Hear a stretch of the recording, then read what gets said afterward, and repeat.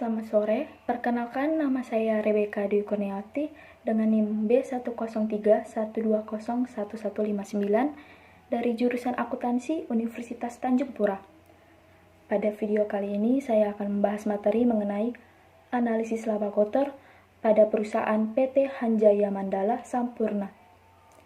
Sebelum saya membahas lebih lanjut mengenai analisis laba kotor pada perusahaan ini, saya akan membacakan profil perusahaan PT Hanjaya Mandala Sampurna ini. PT Hanjaya Mandala Sampurna Tbk atau yang dikenal dengan nama HM Sampurna Tbk ini merupakan perusahaan rokok terbesar di Indonesia dan telah berdiri dari tahun 1913.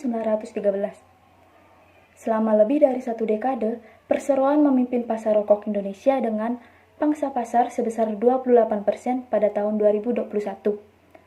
Perseroan memproduksi sejumlah merek rokok kretek yang telah dikenal luas, termasuk G Samsu, Magnum, Marlboro Filter Black, dan Sampurna Kretek.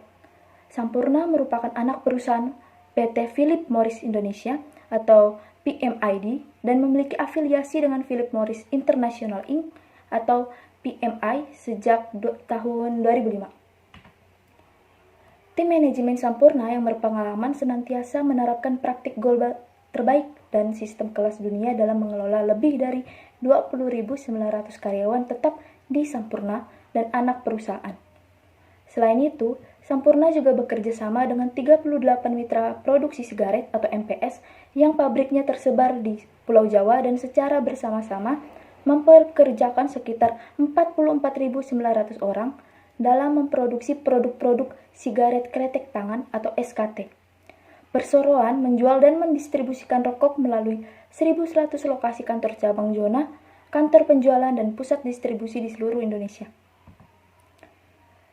Sebelum masuk lebih dalam mengenai analisis laba kotor perusahaan ini, kita harus terlebih dahulu tahu apa sih pengertian dari analisis laba kotor ini.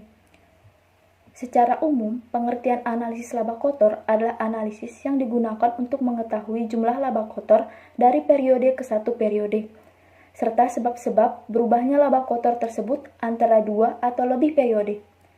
Selanjutnya, dengan diketahui penyebabnya, dapat digunakan untuk memutuskan kebijakan ke depan yang berkaitan dengan laba tersebut. Selanjutnya yaitu ada manfaat analisis laba kotor.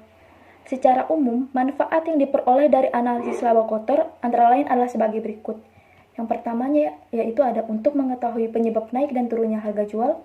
Yang kedua untuk mengetahui penyebab naik dan turunnya harga pokok penjualan. Yang ketiga yaitu sebagai bentuk pertanggungjawaban bagian penjualan akibat naik turunnya harga jual. Yang keempat sebagai bentuk pertanggungjawaban bagian produksi akibat naik turunnya harga pokok. Yang kelima sebagai salah satu alat ukur untuk menilai kinerja manajemen dalam suatu periode. Dan yang keenam yaitu sebagai bahan untuk menentukan kebijakan manajemen ke depan untuk mencermati kegagalan atau kesuksesan pencapai laba kotor sebelumnya. Selanjutnya yaitu tujuan analisis laba kotor dari perusahaan PT Hanjaya Mandala Sampurna ini. Yang pertama yaitu sebagai alat untuk mengukur kinerja manajemen. Naik turunnya laba kotor yang dihasilkan oleh perusahaan dapat digunakan untuk mengukur sejauh mana kinerja manajemen dalam mengelola perusahaan. Apabila dari hasil analisis menunjukkan laba kotor yang dihasilkan semakin turun, bisa terjadi karena adanya penurunan kinerja dan produktivitas manajemen perusahaan. Yang kedua yaitu sebagai dasar dalam pengambilan keputusan. Jika target laba tidak tercapai, maka perusahaan dapat mengambil keputusan bahwa kebijakan untuk manajemen yang bisa saja diganti dan dapat mempengaruhi kesejahteraan karyawan perusahaan. Kemudian yang ketiga ada membantu manajemen menilai, mengevaluasi aktivitas penjualan, dan melakukan tindakan untuk menunjang aktivitas yang berhubungan dengan penjualan. Selanjutnya yaitu ada laporan perubahan laba kotor pada tahun 2020 dan 2021. Berikut ini adalah komponennya yaitu ada penjualan bersih, HPP, dan laba kotor untuk tahun 2020 dan 2021. Untuk informasi, angka-angka di sini dapat dinyatakan dalam jutaan rupiah. Bisa dilihat di sini bahwa penjualan bersih dari tahun 2020 ke 2021 ada kenaikan, yaitu sebesar 6.449.574 juta. Kemudian HPP-nya atau harga pokok penjualannya juga mengalami peningkatan atau kenaikan sebesar 8 triliun 301 miliar 38 juta rupiah. Kemudian laba kotornya mengalami kenaikan sebesar 1 triliun 851 miliar 464 juta. Selanjutnya yaitu ada faktor penyebab laba kotor mengalami perubahan. Perubahan laba kotor disebabkan karena ada dua faktor. Faktor yang pertama yaitu penjualan dan faktor harga pokok penjualan. Penjualan maksudnya adalah jumlah omset barang atau jasa yang dijual baik dalam unit maupun rupiah. Perubahan penjualan ini disebabkan oleh perubahan harga jual dan perubahan kuantitas atau satuan jumlah barang yang dijual di setiap tahunnya. Harga pokok penjualan adalah harga barang atau jasa sebagai bahan baku atau jasa untuk menjadi barang dengan ditambah biaya-biaya yang berkaitan dengan harga pokok penjualan. Perubahan harga pokok penjualan ini dipengaruhi oleh harga pokok rata-rata dan jumlah barang yang dijual.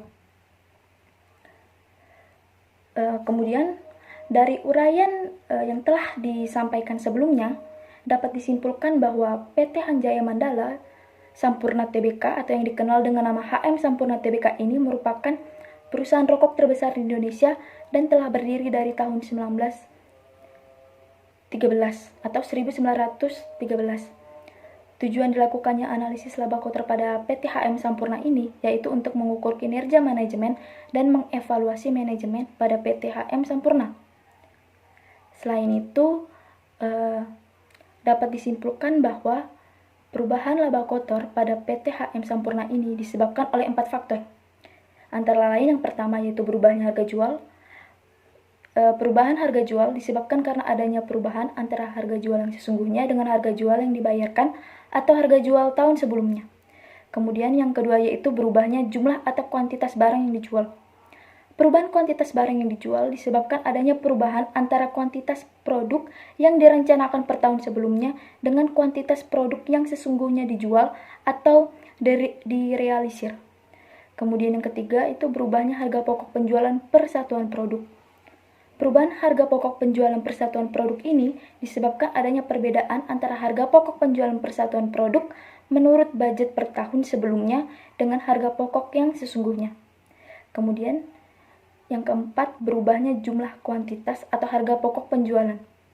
Perubahan kuantitas harga pokok penjualan ini disebabkan karena adanya perubahan harga pokok penjualan karena adanya perubahan kuantitas per volume yang dijual atau yang diproduksi. Sekian materi penjelasan saya. Mohon maaf bila ada kesalahan. Semoga materi ini dapat diterima dengan baik. Terima kasih.